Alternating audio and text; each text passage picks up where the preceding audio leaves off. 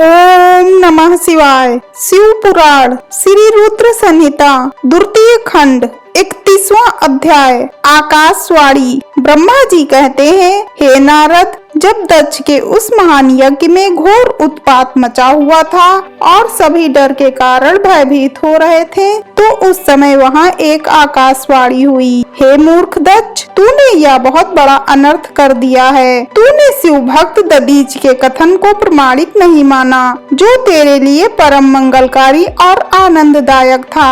तूने उनका भी अपमान किया और वे तुझे श्राप देकर तेरी यज्ञशाला से चले गए। तब भी तू कुछ भी नहीं समझा।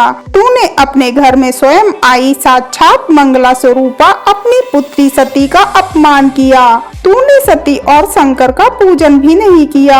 अपने को ब्रह्मा जी का पुत्र समझकर तुझे बहुत घमंड हो गया था। तूने उस सती देवी का अपमान किया जो सत्पुरुषों की भी आराध्या हैं। वे समस्त पुण्यों का फल देती हैं। वे तीनों लोकों की माता, कल्याण स्वरूपा और भगवान शंकर की अर्धांगिनी हैं। सती देवी प्रसन्न होने पर सुख और सौभाग्य प्रदान करती हैं। वे परम मंगलकारी हैं। देवी सती की पूजा करने से समस्त भयों से छुटकारा मिल जाता है और मनोवांछित फलों की प्राप्ति होती है। देवी सभी उपद्रवों को नष्ट कर देती हैं। वे ही पराशक्ति हैं तथा कीर्ति, संपत्ति, भोग और मोक्ष प्रदान करती हैं। वे ही जन्मदात्री हैं, अर्थात जन्म देने वाली माता हैं। वे ही इस जगत की रक्षा करने वाली आदि शक्ति हैं और वे ही प्रलय काल में जगत का संहार करने वाली हैं। सती ही भगवान विष्णु सहित ब्रह्मा, इंद्र,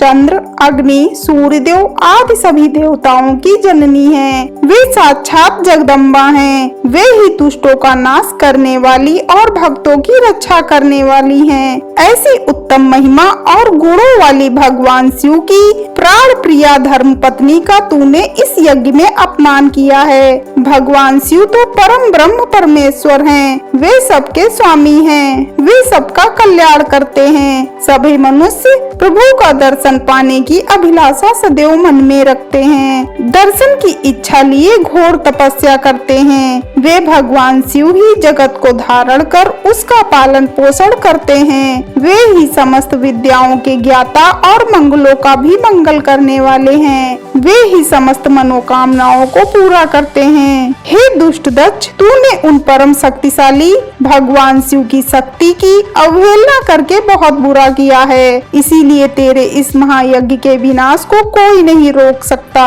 जिनके चरणों की धूल शेषनाग रोज अपने मस्तक पर धारण करता है, जिनके चरण कमल का ध्यान करने से ब्रह्मा को ब्रह्मत्व प्राप्त हुआ है, तूने उनका और उनकी पत्नी सती का पूजन न करके बहुत अनिष्ट किया है। भगवान शिव ही इस संपूर्ण जगत के पिता और उनकी पत्नी देवी सती इस जगत की माता हैं। तूने उन माता पिता का सत्कार न कर उनका घोर अपमान किया है। अब तेरा कल्याण कैसे हो सकता है? तूने स्वयं दुर्भाग्य से अपना नाता जोड़ लिया है। तूने देवी सती और भगवान शिव की भक्ति भाव से आराधना नहीं की। तेरी यह सोच ही कि कल्याणकारी शिव का पूजन किए बिना भी मैं कल्याण का भागी हो सकता हूँ, तुझे ले डूबी है। तेरा सारा घमंड नष्ट हो जाएगा।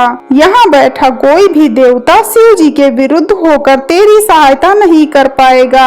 यदि करना भी चाहेगा तो स्वयं भी नष्ट हो जाएगा।